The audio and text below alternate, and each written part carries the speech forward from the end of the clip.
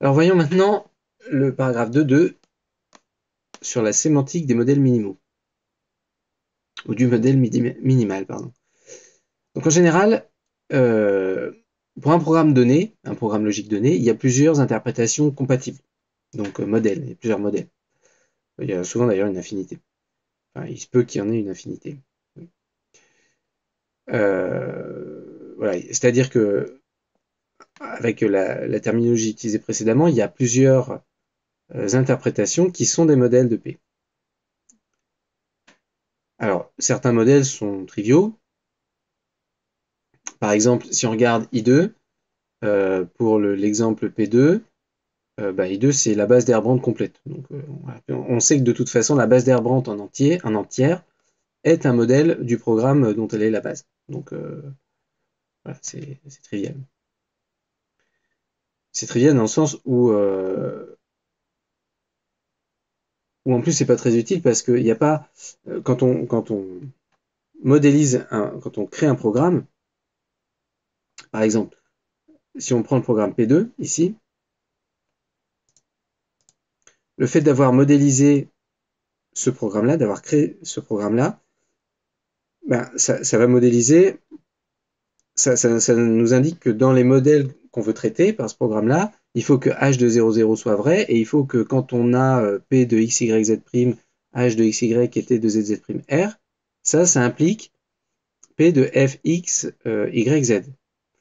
D'accord? Mais du coup, si on prend la base de Herbrandt construite à partir de ce programme-là, en fait, on dit bien plus de choses dans la base d'Herbrandt, il y a bien plus de faits qui sont vrais dans la base d'Herbrandt que ce que le programme nous dit en réalité.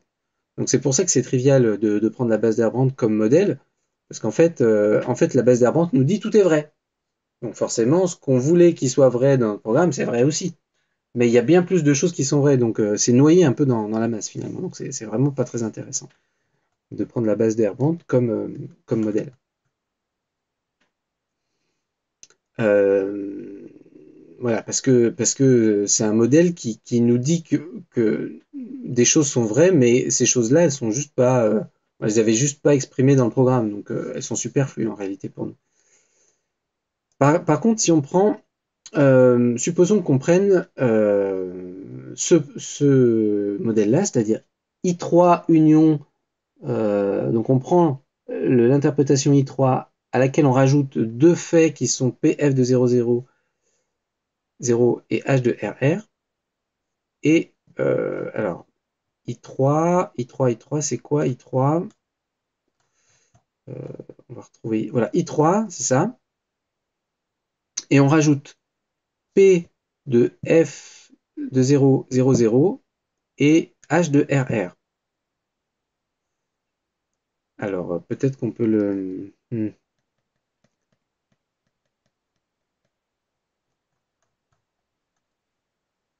On va renoter, parce que là, du coup, ça devient difficile à lire. Je vais remettre en bleu la définition. On va faire une petite capture d'écran de I3.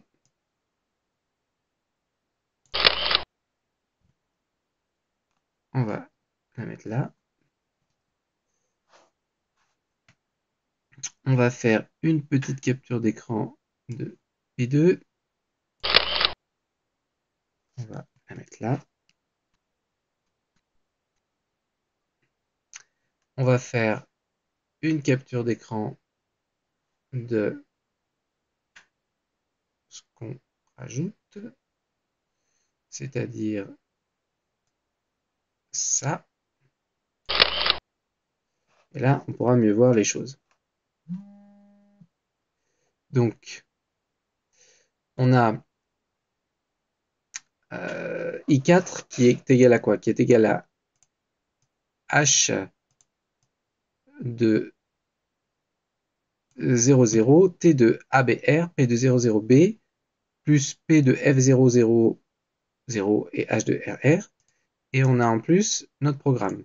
Alors en quoi? Alors est-ce que ça c'est un modèle de notre programme? Donc déjà dans notre programme nous dit qu'on doit avoir H de 00 vrai, on a H de 00 vrai ici. Donc ça c'est bien. On a H de 0, 0 vrai, ici. Ensuite, on doit vérifier la règle. Alors, la règle, on peut par exemple mapper, unifier T de ABR avec T de ZZ'R. Donc, on obtiendra, donc on remplace Z, donc là on va remplacer Z par A, Z' par B. Donc Z' par B, donc on doit, pour que le corps soit vrai, il faut qu'on ait un atome P avec B en dernière position. C'est le cas avec celui-là. Donc, du coup, X et Y doivent être égaux à 0. Et, Z, on rappelle, Z a été mappé, donc Z mappé avec A et Z' mappé sur B. Donc, Z' c'est B,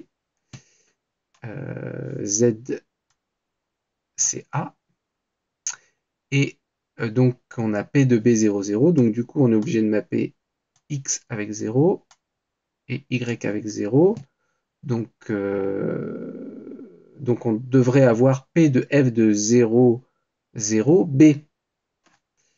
Dans notre interprétation pour que ce soit un modèle. Et on a P de F de 0, 0, 0. Du coup, on est un peu embêté. Ça ne marche pas. Alors que, vérifions avec ce que nous dit l'article.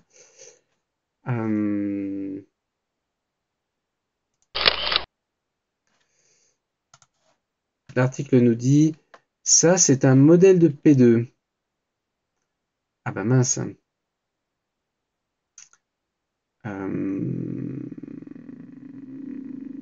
Je pense que là, ils se sont trompés, qu'à la place du dernier 0 ici, ils auraient dû mettre un B. Avec un B, ça marche parce que sinon, je ne suis pas tout à fait d'accord avec eux. Je pense qu'il y a un petit bug ici. On devrait avoir quelque chose du genre. Par exemple ici, on devrait avoir B ici. B. C'est pas ça que je veux faire.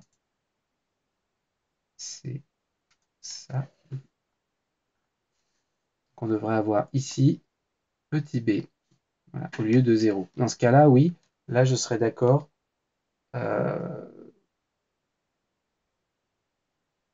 Pour dire qu'on a bien un modèle, tout simplement parce que c'est le seul moyen de mapper T avec quelque chose. Donc forcément, A, Z est mappé avec A et Z. Ah non, pardon. Non, c'est pas B, c'est A. C'est A ici. Pardon, je me suis trompé. C'est pas B, c'est A.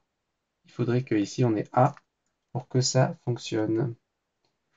Et pas 0. Parce qu'avec 0, si on a 0 pour Z, il faut qu'on ait un T de Z, un T de 0 Z'R et T de 0 Z'R, on l'a pas. Donc il n'y a aucun moyen de déduire ça. Donc ouais, je pense qu'il y a un petit bug. Bon, à voir. Alors ensuite, il nous dit quoi? Il n'y a cependant aucun indice aucune preuve pour dire que H de RR devrait être vrai selon P2. Oui, effectivement, ça veut dire que si on revient ici, quand on regarde P2, notre programme, rien ne permet de déduire qu'on doit avoir comme vrai H de RR, puisque on a H de 0, 0, ok, mais on n'a pas directement H de RR. Et la règle ici ne nous permet pas de déduire H de RR, puisqu'elle nous permet de déduire uniquement des faits avec P. Donc ça veut dire que donc là il faudrait qu'il y ait un A là, ici, pour que ça marche. Ouais. Faudrait qu'on ait A ici. Non, pardon, c'est le dernier. C'est A ici. Voilà. Donc ça veut dire que si on enlève H de RR, bah, ça marche, ça continue de marcher. Ça marche encore.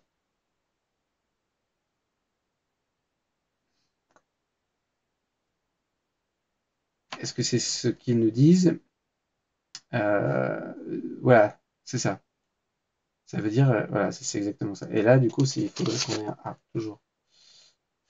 Ici aussi pour que ça marche, sinon ça ne marche pas tel quel. Je vais le réécrire. Voilà, A ici. Et pas 0. Ok.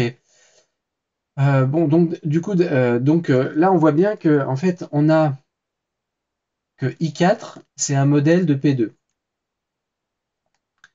Mais c'est pas le plus petit modèle, puisqu'on peut enlever le plus petit modèle au sens de l'inclusion ensembliste entre l'inclusion ensembliste des modèles, simplement, puisqu'un modèle de Herbrand, c'est un sous-ensemble de la base d'Herbrand. Donc c'est pas le plus petit modèle au sens inclusion ensembliste, puisqu'on peut enlever H de RR et qu'on a toujours un modèle. Ça reste un modèle. C'est I5 en fait. Si on a I5, I5 est contenu dans I4, est inclus dans I4 au sens inclusion ensembliste, et I5 est toujours un modèle avec la correction qu'on a fait. Voilà, donc d'un autre côté, on ne peut pas enlever P de. Alors, c'est toujours le même problème. On ne peut pas enlever P de F de 0, 0A de I5 parce que on a une règle qui doit impliquer P de F de 0, 0A. Et si jamais on n'a pas P de F de 0, 0A dans I5, alors le programme n'est pas satisfait puisque le corps de la règle est vérifié, mais la tête ne l'est pas.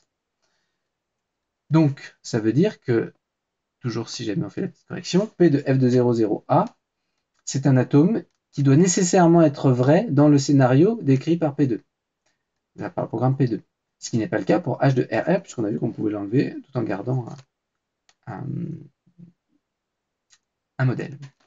Donc on peut se demander, à ce point-là de notre réflexion, s'il existe un modèle canonique particulier pour un programme qui ne contiendrait que des atomes qui seraient nécessaires, comme P de F de 0, 0A. Ben en fait, cette notion de nécessité, elle est communément appelée foundedness. Alors, je ne sais pas en français comment ça pourrait se traduire. Alors, autre exemple. Considérons un petit programme P3 avec 3 règles.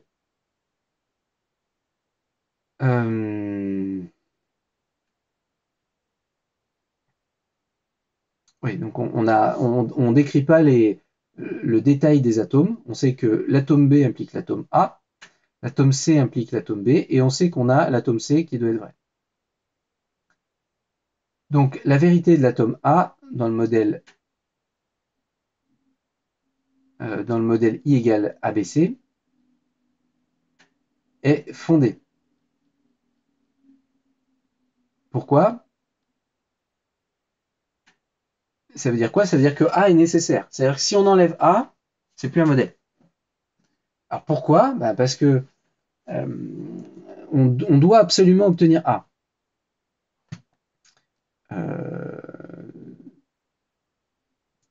On doit absolument obtenir A. Pourquoi on doit absolument obtenir A? Ben, le seul moyen d'obtenir A, c'est d'avoir B. Donc il faut absolument qu'on obtienne B. Donc B aussi doit être. Si A est fondé, si A est nécessaire, c'est que B est nécessaire. Mais B est nécessaire, B ne peut être obtenu que par C. Donc C doit être nécessaire. Donc C est nécessaire. Et C est nécessaire parce que C, il est tel quel, il est en tant que fait, donc il est forcément nécessaire. Et donc comme C est nécessaire, B est nécessaire. Donc comme C est fondé, B est fondé, et comme B est fondé, A est fondé. Est-ce que c'est ce qu'ils nous disent intuitivement? Donc C doit apparaître dans tout modèle de P3, puisqu'il est écrit en dur dans le programme. ce qui implique aussi B et donc A nécessairement. Voilà. Alors maintenant, prenons le programme P4 qui nous dit B implique A et A implique B et C. Alors, on obtient que la vérité de l'atome A dans le modèle I n'est pas fondée. En d'autres termes, il n'y a pas de nécessité pour A d'apparaître dans un modèle. En effet, ici, on sait que C est nécessaire, puisqu'il l'est en tant que fait dans le programme directement. Donc ça c'est bien.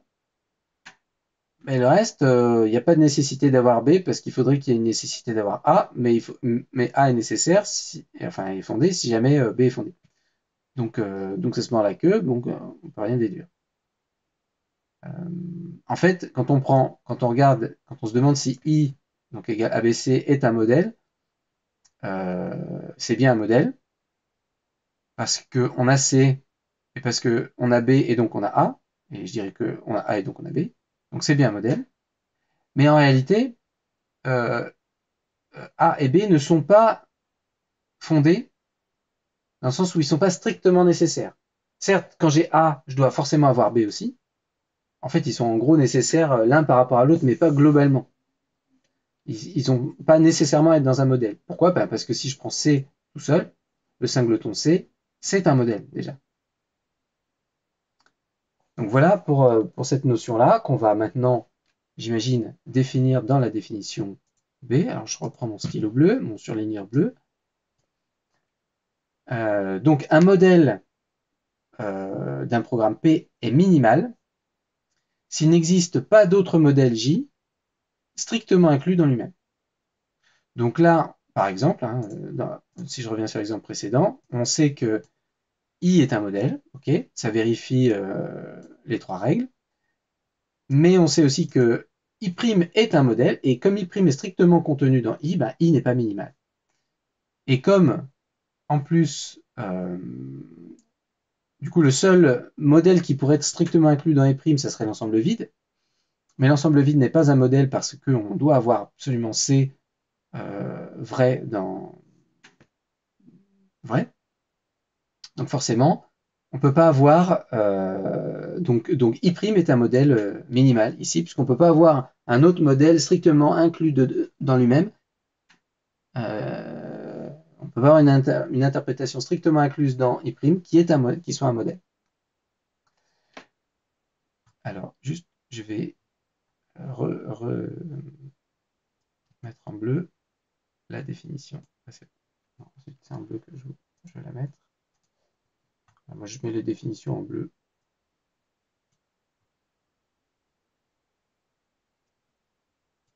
On n'a pas lu la petite note là. Ouais, bon, on verra plus tard. Voilà, donc la définition 5, c'est la définition d'un modèle dit minimal. Et alors, on a un théorème, du coup. Maintenant, on a un certain nombre de définitions. Donc, le théorème, moi, je les mets en rouge. Qui nous dit quoi?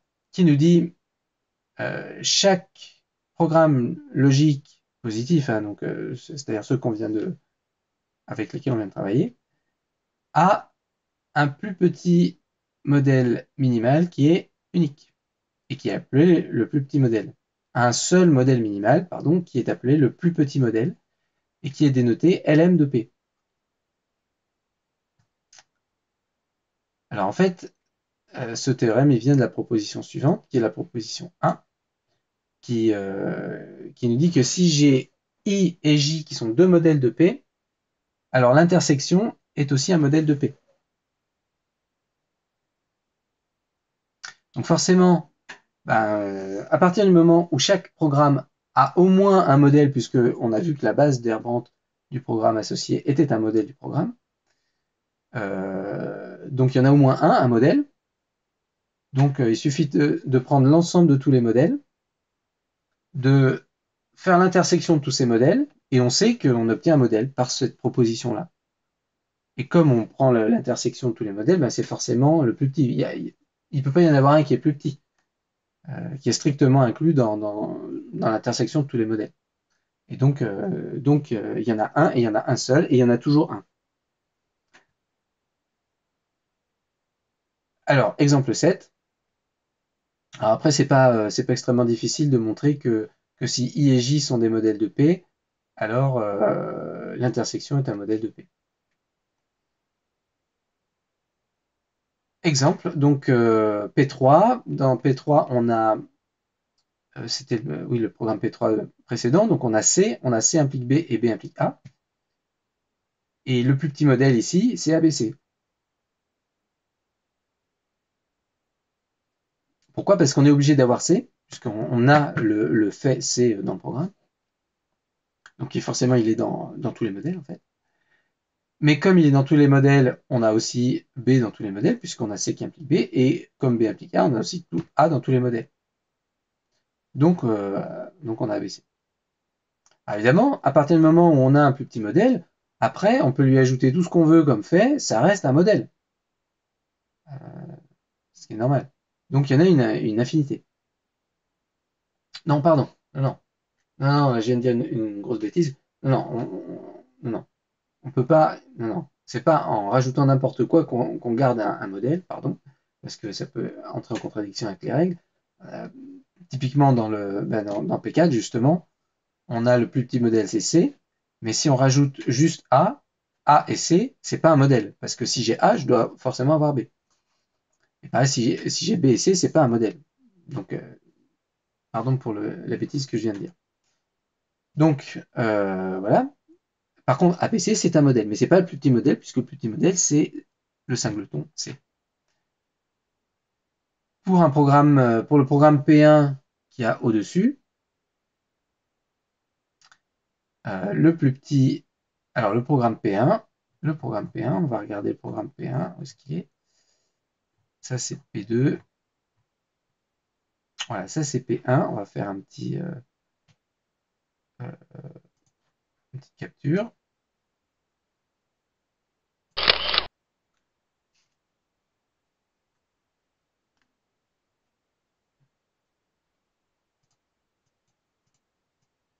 Donc, essayons de faire le raisonnement.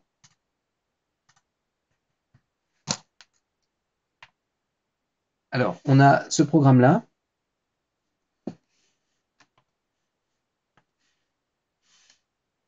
Donc, on doit forcément avoir H de 0, 0 dans notre plus petit modèle, puisqu'il est dans le programme. On doit forcément aussi avoir T de A, B, R. De toute façon, tous les faits qui sont dans le programme directement, on doit les avoir. P de 0, 0.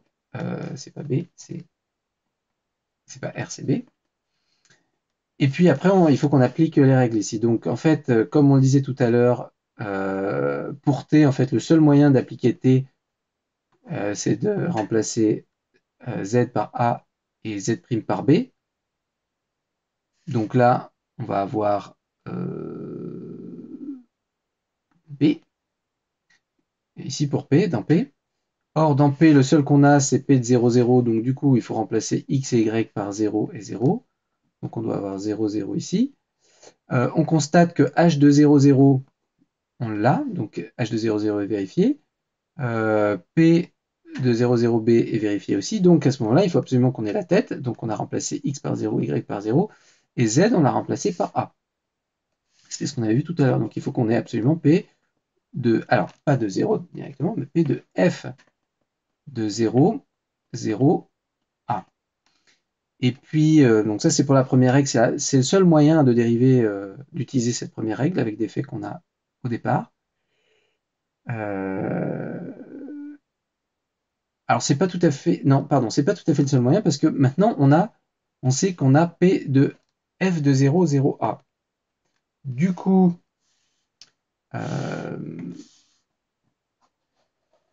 si on reprend notre raisonnement, je vais le mettre ouais, bon, je vais garder le petit. Donc on a toujours Z mappé sur A et Z' mappé sur B. Donc là on a B. Oui, mais non, c'est bon. Non, j'allais dire une bêtise. J'allais dire qu'on pouvait éventuellement mapper cet atome-là avec celui-là, mais c'est pas possible parce qu'il faudrait que ça soit B en dernier argument. Donc celui qu'on a généré ne nous permet pas, celui qu'on a généré, c'est-à-dire P de f de 0, 0, A, ne nous permet pas d'en générer un autre avec l'application de la même règle. Donc il faut regarder la règle d'après. Alors là, c'est le même truc, hein. On map Z' avec B et Z avec A. Donc Z' avec B ici. Donc le seul qu'on a à disposition ici, ben, c'est P00B. C'est celui-là, le seul qui se termine par B avec P en atome. Donc on a 0, 0 ici. Donc là, on a A, B, R. Et donc ici, on aura 0 et 0. Donc du coup, on peut rajouter H de F de 0 qui doit être vrai absolument. F de 0, 0. Ouais. Vous voyez, là, on est en train de déduire les faits qui sont absolument nécessaires. Est-ce que cette H-là nous permet de déduire autre chose avec les deux règles ici? A priori non, parce que on est toujours coincé par le fait que ici on doit avoir B en dernier argument de P, et du coup ça oblige à prendre X et Y égaux à 0, et donc on ne peut pas remplacer X et Y par F de 0, parce que c'est pas possible. Et donc je pense que c'est le plus petit modèle avec 5 atomes, on va vérifier. On va vérifier.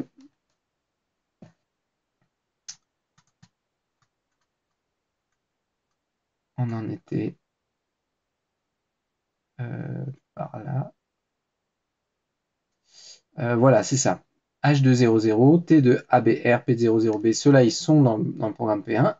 Le premier qu'on déduit, c'est P de F de 00A. Il n'y a pas l'erreur précédente. Et H de F de 0, F de 0. Donc là, on est bien d'accord. Alors, du coup, ben, en fait, on a anticipé le point suivant, qui est le calcul du plus petit modèle, puisqu'en fait, on vient de le faire, très intuitivement, hein, mais on vient de le faire. Non, c'est effectivement une question naturelle, c'est comment on peut calculer, puisqu'on sait qu'il existe, on sait que pour chaque programme, il y a un plus petit modèle de Herbrandt. Et comment on fait pour le calculer? Eh bien, on utilise l'opérateur de conséquence immédiate, qui est celui que j'ai intuitivement utilisé dans ma démo précédente. C'est-à-dire que je pars, en fait, je mets tous les termes qui sont déjà ground, tous les faits qui sont déjà ground, je les mets dans mon interprétation en cours de construction. Et puis après, j'essaye de dériver tout ce que je peux, tous ceux qui sont absolument nécessaires à partir de ces faits. Je génère d'autres faits et je revois si, en générant d'autres faits, je ne peux pas en régénérer d'autres avec les règles que j'ai. Donc c'est exactement cet opérateur-là. Je vais le surligner en bleu parce qu'il est important celui-là, puisque on a vu qu'on l'avait utilisé. Donc en fait, c'est une fonction qui prend une interprétation et qui renvoie à une autre interprétation. Voilà, puisqu'une interprétation, c'est un sous-ensemble de la base d'Herbrandt, c'est donc un élément du power set de l'ensemble des parties de la base d'Herbrandt, qui est noté 2 à la puissance base d'Herbrandt de P, juste pour expliquer la notation ici. Donc 2 à la puissance base d'Herbrandt de P, c'est l'ensemble des parties de la base d'Herbrandt de P. Et donc un opérateur qui a comme domaine de définition cet ensemble et comme image cet autre ensemble, bah, c'est un opérateur qui prend une interprétation, donc une partie de P, un sous-ensemble de P, et qui renvoie un autre sous-ensemble de P. Voilà. Et alors cet opérateur-là, donc du coup, l'image pour une interprétation I par cet opérateur-là, c'est quoi? C'est l'ensemble de tous les faits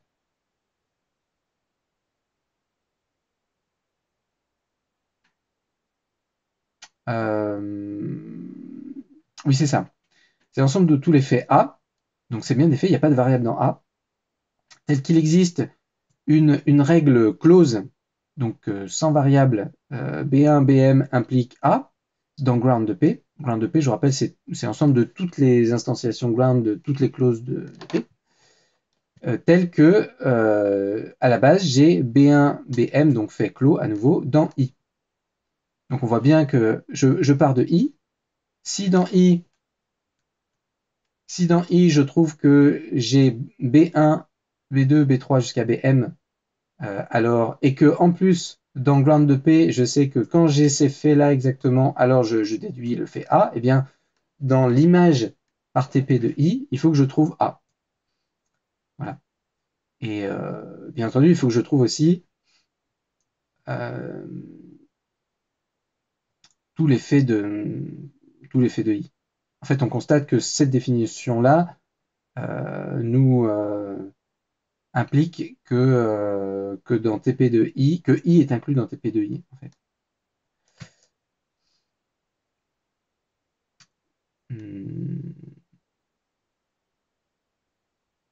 Est-ce que c'est vrai ça?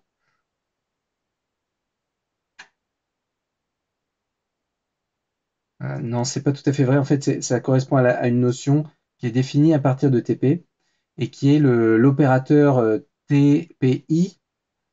Avec TP de 0, c'est l'ensemble vide. Donc ça, c'est juste l'ensemble vide.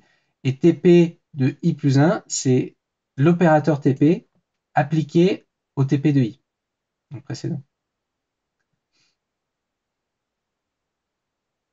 Et c'est dans cet opérateur-là qu'on va constater que TP de I est forcément inclus dans TP de I plus 1. C'est-à-dire qu'en gros, il ne fait que grossir à TP.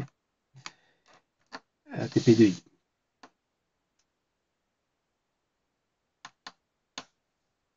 Alors le théorème nous dit quoi? Par rapport à cet opérateur de conséquence immédiate, TP, le théorème qui est le théorème 2, nous dit que TP a forcément un plus petit point fixe, donc least fixed point de TP,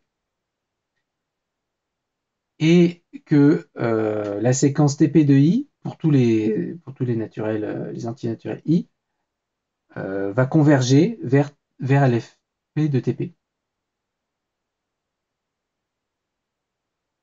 C'est-à-dire qu'en fait, euh, et donc en fait, si on réfléchit à ce que signifie cet opérateur de point fixe par rapport à notre notion de plus petit modèle, et ben en fait, le plus petit point fixe de TP, c'est le plus petit modèle de Herbrand de P.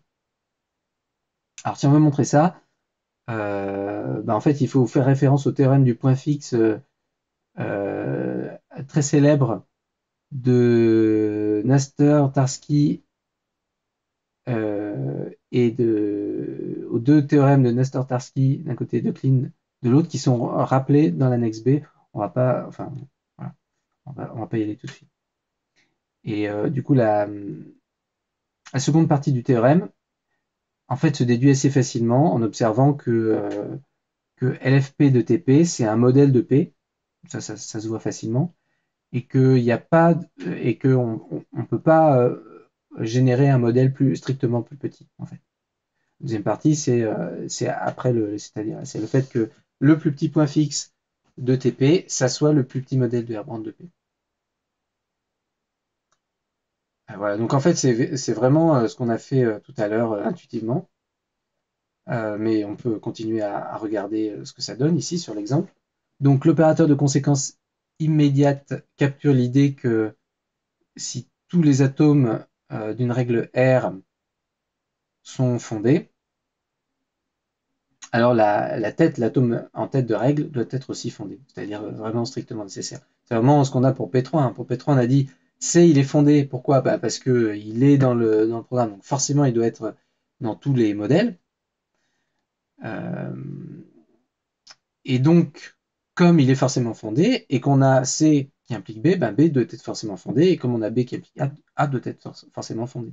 En termes d'opérateurs de points fixes, de, comment, de conséquences immédiates, on part avec, euh, l'ensemble vide pour l'opérateur de conséquences immédiates euh, associé à P3. Pardon. Et quand on applique l'opérateur de conséquence immédiate, il nous dit quoi? On regarde toutes les instances ground des clauses de P. Alors, on suppose que C ici est ground puisque C est un fait. Il est noté tel quel. Il n'y a pas de variable dans fait a priori. Donc, il est bien puisque je rappelle que le fait d'avoir un fait comme ça tout seul, c'est en fait la notation complète. Si on voulait être vraiment précis, c'est C flèche. C flèche et pas de corps. Mais C flèche sans corps, avec C sans variable, c'est bien une règle de ground de P. Et donc forcément, A doit être enfin la tête de la règle, en l'occurrence ici c'est C, doit être dans TP de TP3 0. Dans TP3 de TP3 0, qui est égal à TP1, TP3 1. Et donc c'est pour ça qu'on a C dans TP3 1. Après les deux autres règles, elles nous donnent rien parce qu'a priori dans TP3 de 0, il y a pour l'instant il y a vide. Et donc on n'a encore rien en termes de corps, d'atomes du corps. C'est pour ça qu'il n'y a que C qui est inféré. Et après, à partir de C, on va inférer B. Voilà. Mais on va garder absolument C parce que pour les mêmes raisons que, en fait, il est apparu dans TP3.1 à partir de TP3.0 à partir de rien, de vide, il va aussi réapparaître en quelque sorte dans TP3.2 parce que pour la même raison qu'il est apparu dans TP3.1 en fait. C. Donc on a C et B. À l'itération d'après, on va à nouveau générer C, mais on va aussi à nouveau générer B parce que dans TP3.2, j'ai C, mais comme aussi dans TP3.2, j'ai B et que j'ai la règle B qui implique A, je vais à nouveau générer A. Enfin, je vais générer pour la première fois A. Ensuite, si je réapplique mon opérateur de point fixe, C va me permettre, alors C il va réapparaître comme il est apparu pour la même raison dans TP3.1 et TP3.2. B va apparaître parce que dans TP3.2 j'ai C et que j'ai C qui implique B. A va apparaître parce que j'ai B dans TP3.2 et que j'ai B qui implique A. Et c'est tout en fait. On va faire exactement, pour TP3.4, on va faire exactement le même traitement que TP3.3.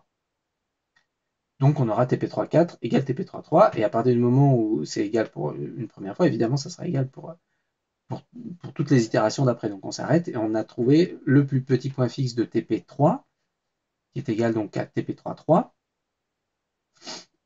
et c'est donc CBA. Voilà, c'est donc le plus petit modèle de apprendre de P3. Pour P4, eh bien, on part de vide, on ajoute C comme précédemment, et puis après, on ajoute C à nouveau comme pour la même raison que précédemment, mais sans en fait pouvoir utiliser le C qu'il y a dans TP4.1 pour générer autre chose dans TP4.2. Parce qu'on n'a aucune règle en fait dont le corps c'est C. Donc on s'arrête là. Et donc c'est comme ça qu'on prouve que le singleton C est le plus petit modèle de Herbrandt de P4 parce que c'est le plus petit point fixe de TP4. Et pour le programme P1 ci-dessus, donc ça c'est ce qu'on a fait tout à l'heure, je rappelle, ici, de manière très intuitive. On est parti avec l'ensemble vide, comme d'hab. L'ensemble vide, à partir de l'ensemble vide, on est obligé d'ajouter les trois faits qui sont dans le programme. Voilà. Et puis à l'itération d'après, pour la même raison, puisque ce sont des faits dans le programme, on les rajoute à cette itération, il n'y a pas de raison. Mais par contre, là, cette fois-ci, on va pouvoir générer d'autres faits à partir de T de ABR, de P de 00B et de H de 00. Tout ça, ça nous permet de générer, comme on l'a vu, puisque ce sont les faits de l'instanciation du corps d'une instantiation possible de la deuxième règle, ça nous permet de générer l'instanciation correspondante de la tête de la même règle, ici. Et puis pareil euh,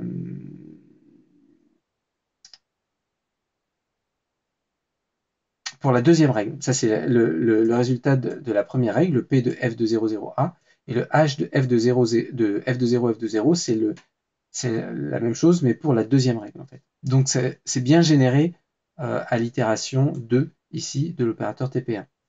Et à l'opérateur TP3, il n'y a rien d'autre parce que ces deux faits-là, les deux faits qui ont été générés précédemment à l'itération 2 ne peuvent pas être utilisés pour générer autre chose. Voilà. Donc le plus petit point fixe de TP1, c'est TP1, 2, et c'est aussi le plus petit modèle de Herbrandt de P1. Voilà comment on montre, on calcule les plus petits modèles de Herbrandt. Et en fait, les plus petits modèles de Herbrandt, dans l'idée, c'est vraiment, ça représente exactement le monde que l'on souhaite représenter avec notre programme. C'est vraiment, c'est ce qu'on appelle aussi dans la littérature le modèle intentionnel. C'est vraiment celui qui nous intéresse. Par exemple, contrairement à la base de Herbrandt, dans laquelle en fait tout est vrai, ça ne nous intéresse pas d'avoir un truc, un monde dans lequel tout est vrai. Mais ce qui nous intéresse, c'est le monde dans lequel n'est vrai que ce qu'on a modélisé dans P1. Et c'est vraiment le modèle intentionnel, c'est vraiment le plus petit modèle de Herbrandt.